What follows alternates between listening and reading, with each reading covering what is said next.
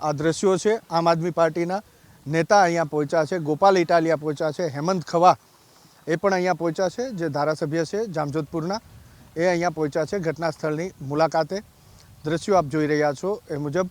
આમ આદમી પાર્ટીના નેતાઓ છે તે અહીંયા પહોંચ્યા છે। ગોપાલ ઇટાલિયા આમ આદમી પાર્ટીના ગુજરાતના પૂર્વ પ્રદેશ અધ્યક્ષ તે અહીંયા પહોંચી રહ્યા છે, સાથે તેમની સાથે જામજોધપુરના ધારાસભ્ય હેમંત ખવા પણ પહોંચી રહ્યા છે અને તેમની સાથે રાજકોટ શહેરના આમ આદમી પાર્ટીના જે અહીંના સ્થાનિક નેતાઓ છે એ પણ જોવા મળી રહ્યા છે। તો થોડી વારની અંદર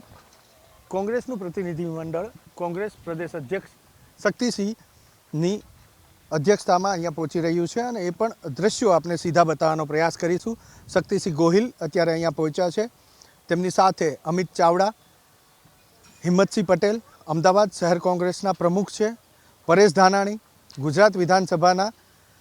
વિપક્ષના પૂર્વ નેતા રહી ચૂક્યા છે, લલિત કગથરા ધારાસભ્ય રહી ચૂક્યા છે અને રાજકોટના અહીંના સ્થાનિક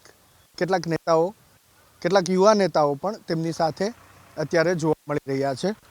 આપને દ્રશ્યો બતાવશું। કરણ પ્રજાપતિ જે દ્રશ્ય બતાવી રહ્યા છે, પરેશ ધાનાણી ગઈકાલે રાત્રે અહીંયા પહોંચ્યા હતા, એ જ રીતે લલિત કગથરા પણ ગઈકાલે રાત્રે અહીંયા પહોંચ્યા હતા,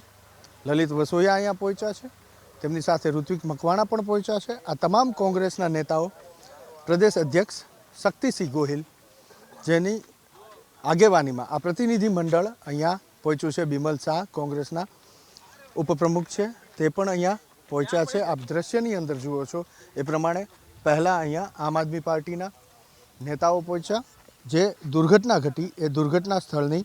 મુલાકાત લેવા માટે અને તેની સાથે સાથે કોંગ્રેસના નેતાઓ પણ અહીંયા પહોંચ્યા છે, વિગત મેળવી રહ્યા છે શક્તિસિંહ ગોહિલ પરેશ ધાનાણી પાસેથી। કારણ કે ગઈકાલે સાંજે જે આગ લાગી ત્યારબાદ રાત્રે પરેશ ધાનાણી અહીંયા પહોંચ્યા હતા અને પરેશ ધાનાણીએ આ તમામ જગ્યાએ નિરીક્ષણ કર્યું હતું, એ માહિતી મેળવી હતી કે કઈ રીતના આ ગેમ ઝોન બન્યો છે, જે દુર્ઘટના ઘટી એ કઈ રીતે કેવા સંજોગોની અંદર ઘટી છે, કેટલા લોકોના મૃત્યુ થયા, આ તમામ બાબતોની માહિતી તેમણે ગઈકાલે રાત્રે મેળવી હતી, જે માહિતી અત્યારે તે પોતાના પ્રદેશ અધ્યક્ષ એટલે ગુજરાત પ્રદેશ કોંગ્રેસના અધ્યક્ષ શક્તિસિંહ ગોહિલને આપી રહ્યા છે, માહિતગાર કરી રહ્યા છે। હિંમતસિંહ પટેલ જે અમદાવાદ શહેર કોંગ્રેસના પ્રમુખ છે તે પણ સાથે છે, અમિત ચાવડા ગુજરાત વિધાનસભામાં કોંગ્રેસ પક્ષના નેતા છે એ પણ અહીંયા પહોંચ્યા છે અને તેમને પણ આ પ્રકારે જે દુર્ઘટના ઘટી હતી, જે મૃત્યુ થયા છે અને જે પ્રમાણે આ ગેમ ઝોન અહીંયા ઊભો કરવામાં આવ્યો હતો તે તમામ બાબતોથી માહિતગાર કરવામાં આવી રહ્યા છે। દ્રશ્યો આપ જોઈ રહ્યા છો એ દ્રશ્યો છે જે દુર્ઘટના ઘટી હતી ટીઆરપી ગેમ ઝોન, કે જ્યાં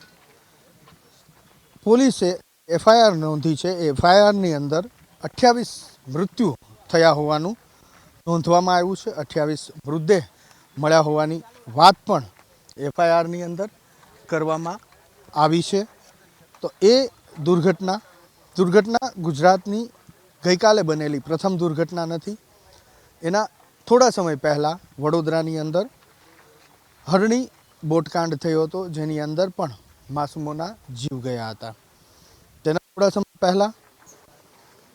મોરબીની અંદર ઝૂલતા પુલની દુર્ઘટના થઈ હતી,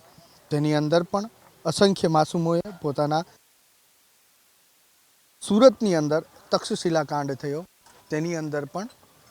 યુવાનોએ જીવ ખોયા હતા।